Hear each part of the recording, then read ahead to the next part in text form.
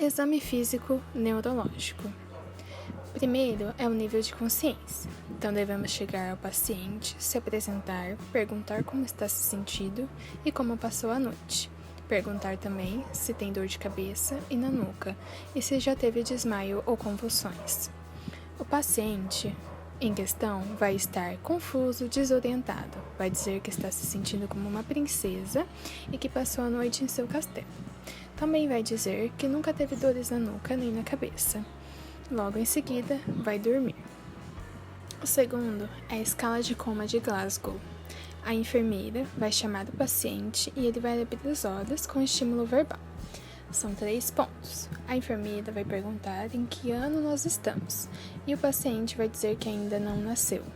Confuso. 4 pontos. A enfermeira vai pedir para o paciente erguer o braço direito para cima e ele obedece. 6 pontos. A enfermeira vai pedir para ele bater com a mão esquerda na mão dela e ele vai ficar só olhando. O total são 12 pontos, ou seja, moderado. O paciente deverá ficar em observação. Avaliação pupilar.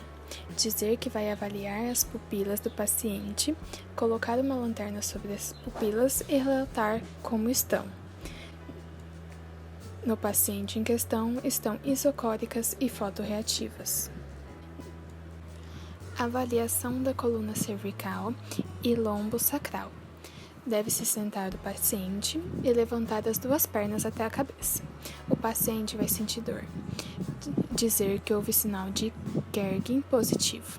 Flexar a nuca para frente. Se as pernas forem junto, o sinal é de Brudinsky. No caso, o paciente não vai ter.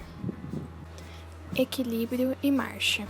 Teste de Rosberg positivo. Colocar nosso paciente em pé com os olhos fechados e ele vai dar umas balançadas, que significa a perda de equilíbrio. Avaliação da função sensitiva.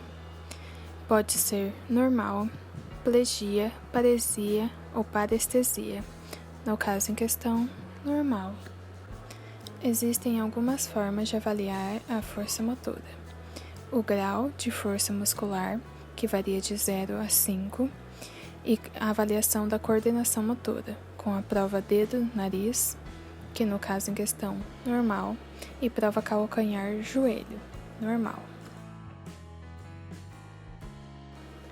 O exame físico osteomuscular consiste nas técnicas de inspeção, palpação óssea, palpação dos tecidos moles por segmentos, grau de mobilidade e força motora e sensibilidade.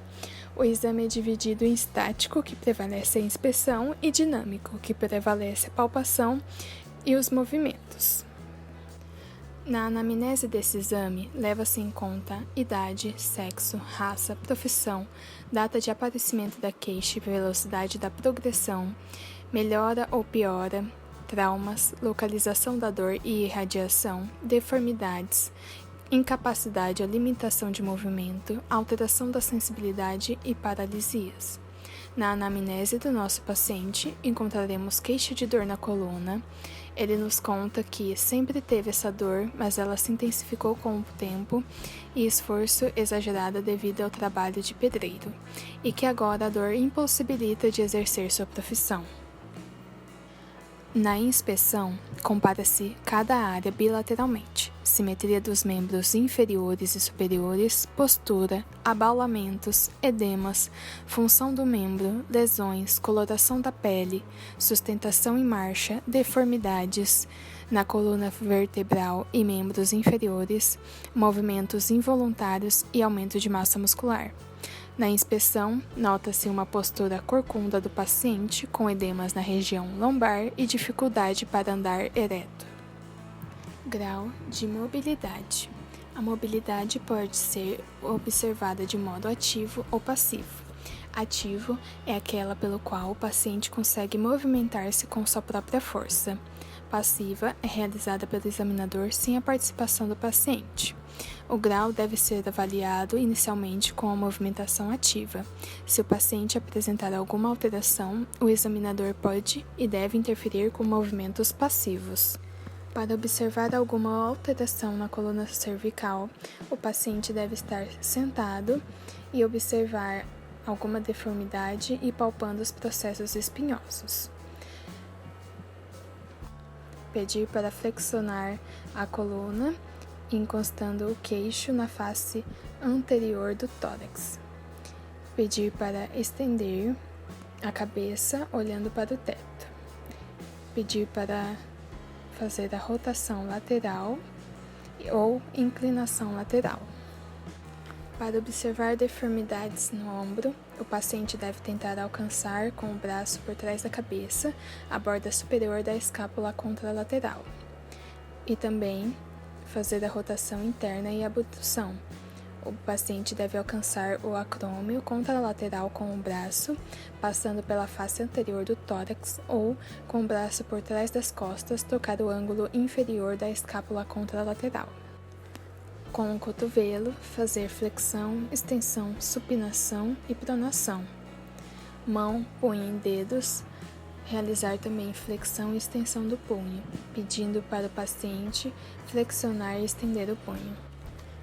A marcha. A função primordial da marcha é locomover o corpo e é dividida em fase de apoio, que é quando o pé entra em contato com o solo e suporta o peso do corpo, e a fase de balanço, quando o membro sofre um avanço.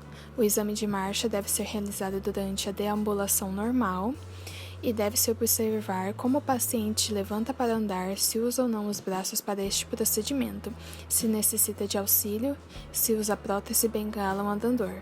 O paciente apresentará marcha no quadril doloroso, a articulação afetada permanece em flexão durante a fase de apoio, o paciente apresenta postura compensatória à hiperlordose lombar, enquanto o pé torna-se equino. O corpo pode se inclinar em direção ao quadril afetado e ficar equilibrado nessa posição, aliviando o espasmo muscular. Palpação. Na palpação de partes moles, avaliam-se as queixas álgicas, as intumescências, natureza de qualquer edema, o gradiente térmico, tônus muscular, consistência e contorno de cada músculo, além de rigidez articular. Durante a palpação, localizaremos edema na região lombar com temperatura aumentada. Teste de força muscular. Manobra de Mingazini, nos membros superiores. Paciente com os braços estendidos e separados, dedos abertos e olhos fechados. Observa-se se há queda das mãos e dos braços. Manobra de Mingazini nos membros inferiores, com paciente decúbito dorsal e flexão das coxas. Respostas esperadas: oscilação e queda progressiva da perna, insuficiente dos quadríceps. Queda isolada da coxa, insuficiência de flexor da coxa. Queda simultânea da perna e da coxa. O paciente apresentará teste positivo para a manobra de Mingazini nos membros inferiores com paresia do extensor da perna.